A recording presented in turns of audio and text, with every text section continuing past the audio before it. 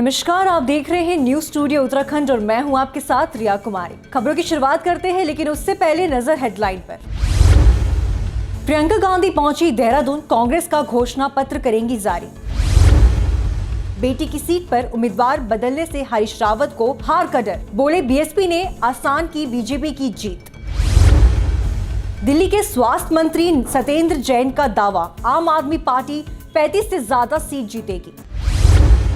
खबर विस्तार से। 70 विधानसभा सीटों पर एक साथ पार्टी नेताओं ने किया चुनाव प्रचार और रैली। केंद्रीय मंत्री और 3 मुख्यमंत्री ने भी किया दून, विकासनगर और देहरादून में डोर टू डोर प्रचार। पीएमओ से नरेंद्र मोदी ने 4 प्रचार कार्यक्रमों को भी मिली हरी झंडी।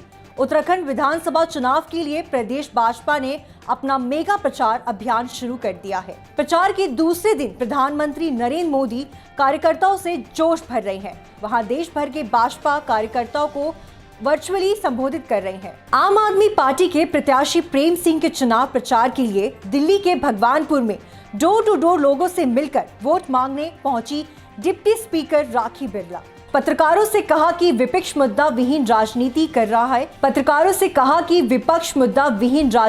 रहा है। क्योंकि ये लोग काम की राजनीति कर नहीं सकते। आजादी के बाद आज 75 सालों से अब तक इन्होंने लोग की जाति और मजहब में बांटने का काम किया है। पैसा और शराब बांटकर जनता को गुमराह कर रहे हैं। आपको बता दें कि इस बार उत्तराखंड की जनता पूरी तरह से तैयार है।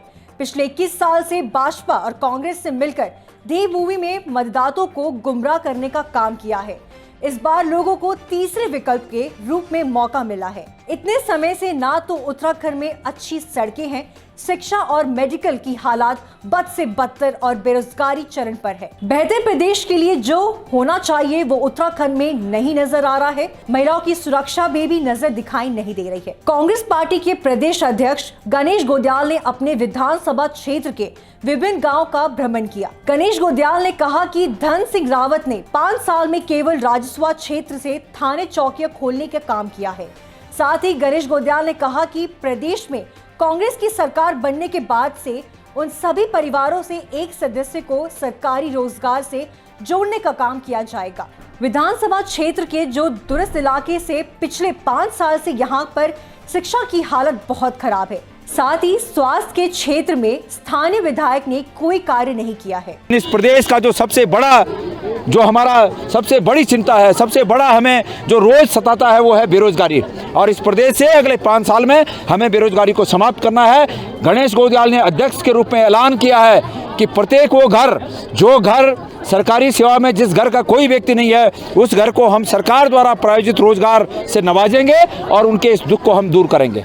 महंगाई से त्रस्त जनता को अगर महंगाई कम करनी है तो भाजपा को हराना होगा। कांग्रेस राष्ट्रीय प्रवक्ता गौरव बल्लभ ने कहा कि हिमाचल उपचुनाव में भाजपा की जमानत जब्त होते ही पेट्रोल और डीजल के दाम तुरंत कम हो गए। पेट्रोल डीजल की कीमतों में आम आदमी की खासी मुसीबतें बढ़ा रखी थी।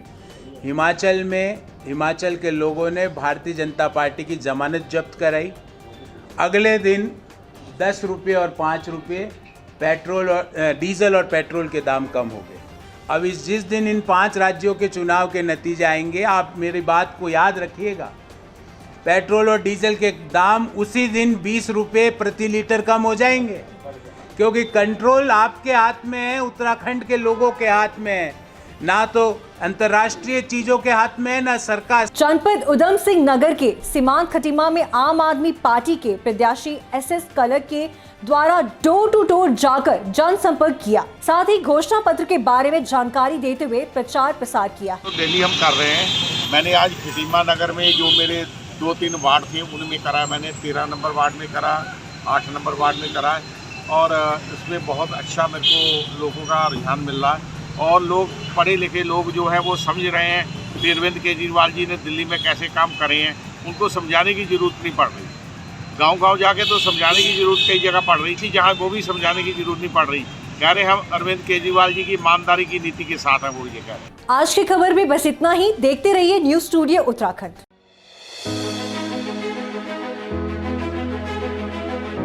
उत्तराखंड के मुद्दे रोजगार से कामगार तक, पर्यटन से पर्वतों तक, सत्ता के गलियारों से हर गांव की गलियों तक, कर्णधारों की कलम से आम आदमी के हितों तक।